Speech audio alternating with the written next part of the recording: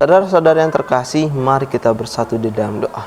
Bapa yang bertata dalam kerajaan surga, berkatilah kami pada hari ini yang akan melakukan kegiatan kami.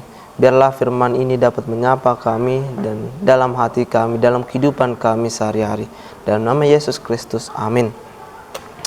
Kamis tanggal 24 Juli, nats firman Tuhan yang terambil dari Yohanes 1 ayat 45 sampai 47a. Renungan harian yaitu saudara-saudari yang terkasih dalam Yesus Kristus. Dalam Yohanes 1 ayat 45 sampai 47a, kita mendapatkan sebuah percakapan yang sederhana namun sangat mendalam antara Filipus, Natanael dan Yesus.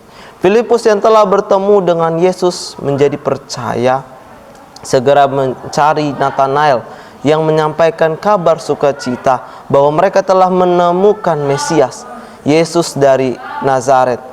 Namun respon Natanael sangat jujur dan mencerminkan keraguan yang manusiawi. Mungkin sesuatu yang baik datang dari Nazaret? Pertanyaan Natanael mencerminkan prasangka yang sering kali tumbuh dalam hati manusia. Nazaret dalam pandangan banyak orang Yahudi, walau itu bukanlah tempat yang terpandang, maka wajar bila Natanael meragukan bahwa Mesias bisa datang, dan seringkali dari tempat seperti itu. Di sinilah kita belajar bahwa karya Allah itu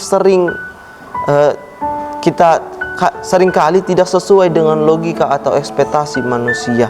Allah memilih dengan caranya sendiri yang penuh dengan kejutan, penuh dengan tidak jarang melampaui batas-batas penilaian kita sebagai manusia.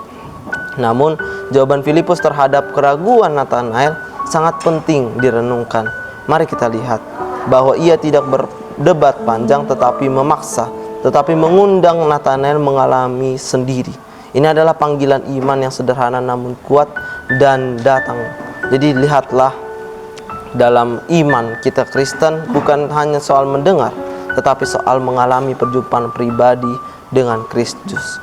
Jadi ketika Natanael akhirnya datang kepada Yesus, Yesus tidak menegur keraguannya. Sebaliknya ia menyambut Natanael dan memujinya. Ia lihat bahwa seorang Israel sejati tidak ada kepalsuan di dalamnya. Jadi ini menunjukkan bahwa Yesus menghargai kejujuran hati. Natanael boleh saja ragu, tetapi ia tidak munafik. Ia lebih berani mempertanyakan dan ia juga bersedia mencari jawaban. Jadi kejujuran seperti ini yang dibutuhkan dalam perjalanan iman kita.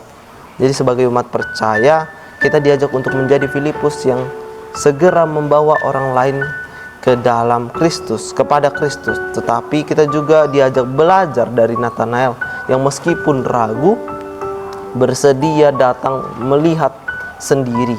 Kita belajar bahwa iman tidak tumbuh dalam paksaan atau asumsi, melainkan dalam pengalaman pribadi bersama Yesus. Jadi hari ini mari kita refleksikan, apakah kita masih memelihara prasangka dalam menilai orang lain, atau menghindari dialog Natanael sebelum bertemu Yesus, ataukah kita membuka diri untuk datang melihat sendiri karya Tuhan dalam hidup kita. Jadi mari kita terus tetap percaya dan berkata kepada kita hari ini, datanglah dan lihatlah. Dan seperti kepada Natanael, ia pun akan menyambut kita dengan kasih yang mengenal hati terdalam kita. Amin. Mari kita bersatu dalam doa. Tuhan Yesus yang penuh kasih, terima kasih karena Engkau selalu mengundang kami untuk datang dan melihat sendiri karya-Mu yang ajaib. Ampunilah kami bila kami sering terjebak dalam prasangka yang baik, yang buruk. Biarlah kami terus berada dalam kejujuran-Mu dan terus berada dalam bimbingan-Mu. Dalam nama Yesus Kristus, amin.